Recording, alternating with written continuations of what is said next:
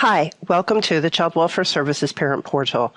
EngagePoint designed this portal to help you communicate with your caseworker and do other important activities.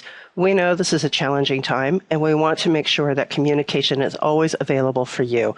This is a brief intro as to how this service can function for you. Our process is really simple. You'll need to create an account and sign in, and after that, you'll be able to talk to your caseworker via messaging, see the history, and also look up residential facilities closer to you. As you will also see below, there's a YouTube channel that provides instructions if for some reason you forget how to do the steps involved. The first activity you'll need to do is to create an account. We don't ask for a whole lot of information in creating your account. We recognize that we don't need to know a lot, but we do need to be able to know your name, your first name, your last name. We'll want to know a username, and you can create that. If there's a username that's already in use, there'll be a prompt that says, sorry, you can't use that one because it already exists.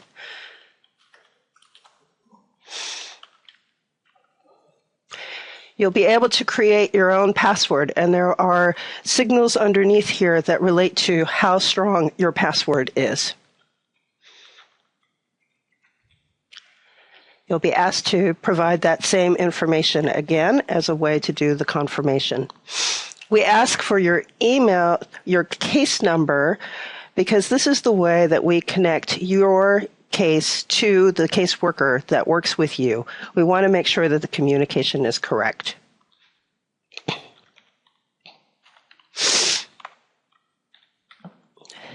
And then we'll want your email address.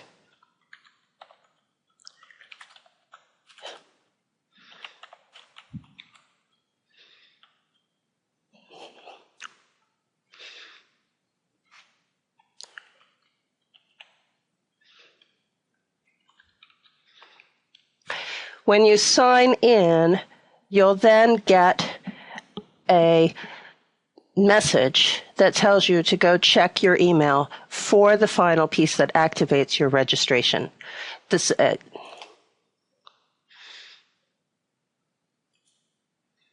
As you see here, your registration was saved, your user account worked just fine, and now you'll need to go look at your email to see if you can find that note that just came from the system.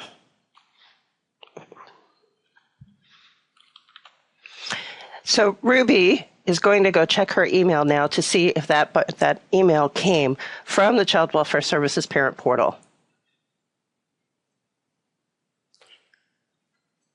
And as you see right here, this message has just come in from the Parent Portal activating your account and asking you to click on the link that's below. I'm going to click on the link, and it will take you back to the Parent Portal and let you know that the activation took place. At this point, you can sign in and start to do the activities that you would like to do.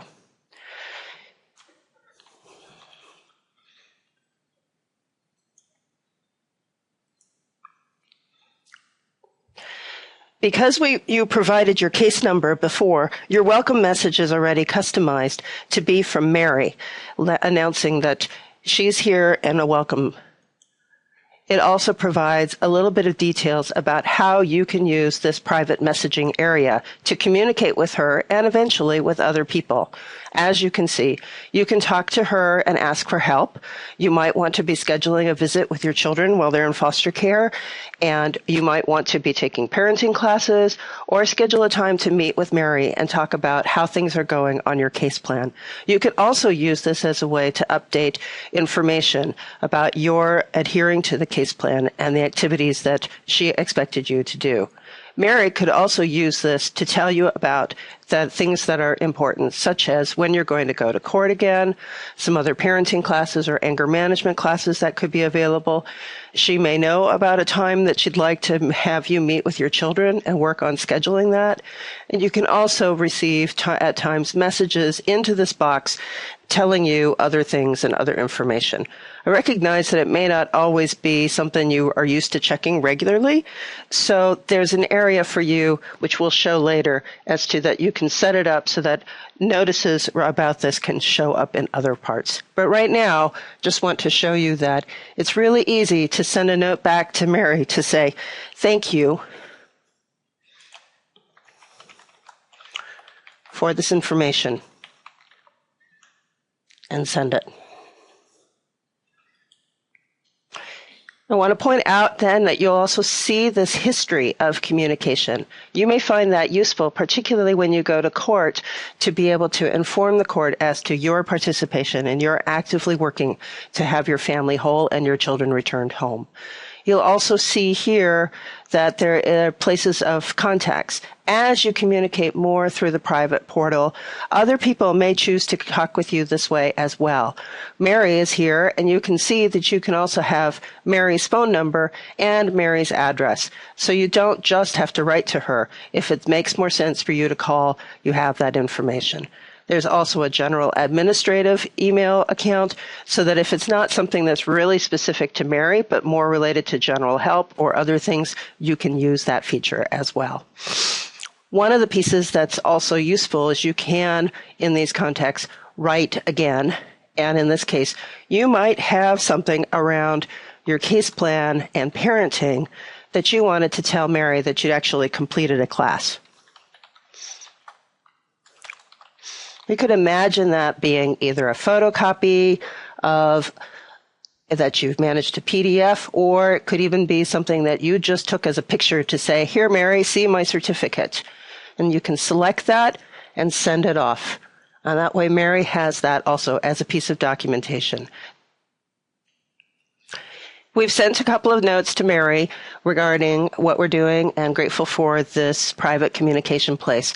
As the note of welcome said, you can set up your profile page so that you can identify and customize the information the way that you want to. Your profile page is over here on the right-hand corner. I'm going to click on that and you see my profile. You also, this is the area if you want to sign out later that you can do the sign out. But right now, going into my profile, and do you see my username already, my family case name? I can provide my date of birth, but I don't have to. These items that don't have asterisks are just optional for you. You can identify your gender. You can identify contact information. In this case, I want to put in my home address because one of the pieces that can happen here is the facilities search can be specialized and focused on my particular area. So I live over here on First Street in Fresno, and it automatically populates with my zip code and my information regarding my and if I have a telephone number that I want to use, I can add that, but you have the email as well. There is the option on this profile page to change your password if that needs to happen. I don't right now, but this is the place to do it. I'm going to save these changes at this point in time. And I want us to look at the facilities. Facilities identify from the state database sources of community agencies, foster care agencies, and adoption agencies that are in my neighborhood that I might use for services. They may very well have services like parenting classes that they offer that I can take advantage of. They might also have a place where it could be convenient for me to meet my children for a visitation supervised. And I'm looking at particularly the ones that are closest to me. I spot that here there's this foster sub-agency that appears to be closest to my area. And I can see from this list, Creative Alternatives is only 1.2 miles away. But I also may find that I'm looking at moving or that I work in a different part of town. And so I'm not just interested in understanding these foster care and adoption agencies that are close to my home, but close to my work. And I'm working over on Twain, and I can see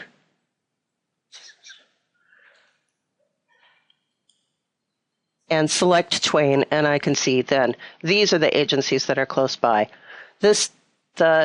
I can select on the buttons to see a little bit more about them.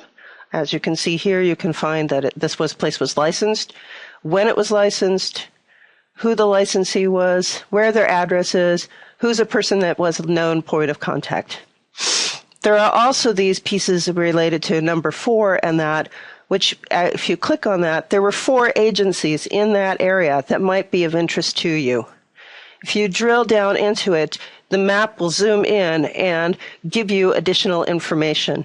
It's just at the higher level, it can't be clear who it is. Here you can see this information about the Infant of Prague Adoption Service. Now, you might not want to contact the administrator directly, because particularly if you're wanting to use this organization to see about setting up a supervised visit, that's something you would do with your caseworker. So the button here to do Ask Caseworker automatically brings up a message, sort of default, that says, I'm interested in this and why it is that I'm interested. So I can simply identify the things that aren't relevant and say, I want to schedule a visit and ask about, can we do this on Monday? And send that. We sent a message to the caseworker about possibly setting up a visit with me and my children at this one location. You're back to the map here again. There may not be anything you want to do on the map at this point in time. And if you're finished, here's an area again that you can sign out. That way your information stays secure. You're the only one who ended up seeing it. You share this private communication with your caseworker about a couple of things you can do. And the service is available for you 24 hours a day, 7 days a week. Your caseworker can't always be there 24 hours a day, 7 days a week, but this is available in that manner. Thank you so much.